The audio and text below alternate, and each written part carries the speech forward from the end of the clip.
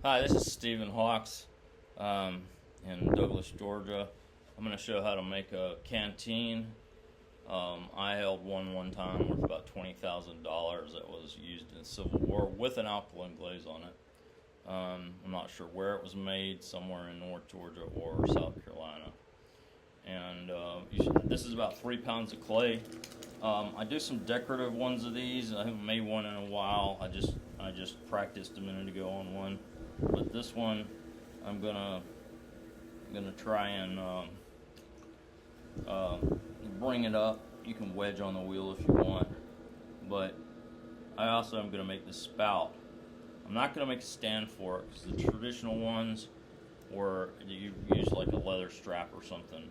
So I'm just gonna make the water spout, which would also be the fill container. Sometimes they have two.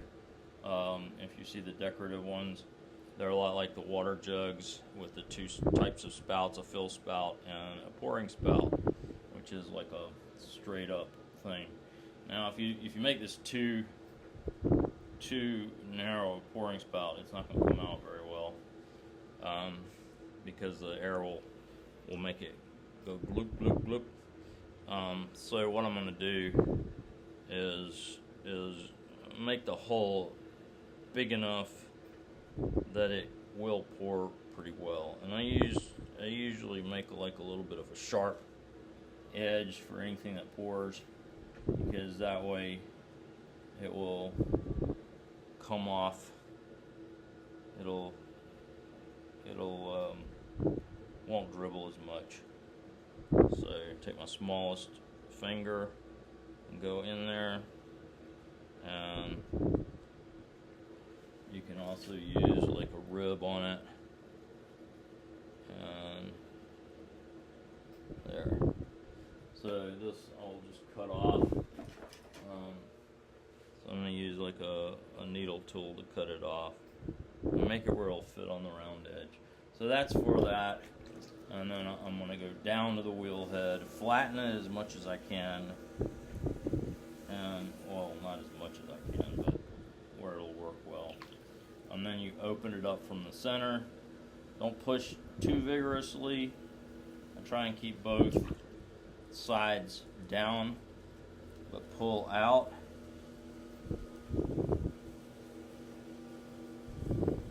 And I'm going to try and make it as even as I can. It's not going to be huge.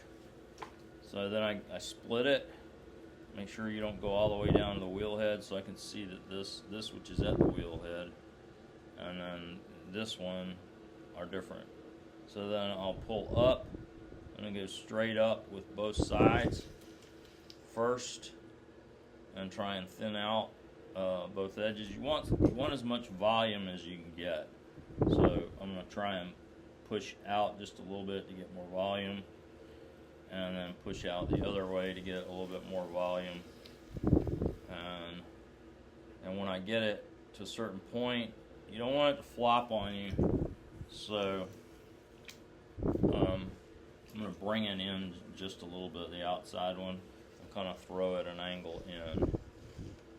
So you can see it kind of is wobbly there. Alright, so let's see if I got any more clay I can get there. So I'm going to push out and get some more volume in there. Kind of, you want the inside round, sort of round. And then I'm going to bring these two sides together and push in just like you would if you're, whoops, there we go. So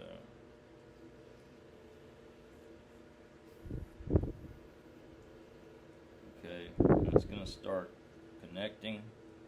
There we go. Once you get it connected, it's going to be a little easier, but you also have to be careful that it doesn't wobble on you. So your space inside is not going to change that much. The trick here is to get it even looking. If you know, it can be different side to side. The functionality of it's going to be the same. And once you've got your volume, that's as much volume as you're going to get, and then it shrinks. So you lose a little bit of that too.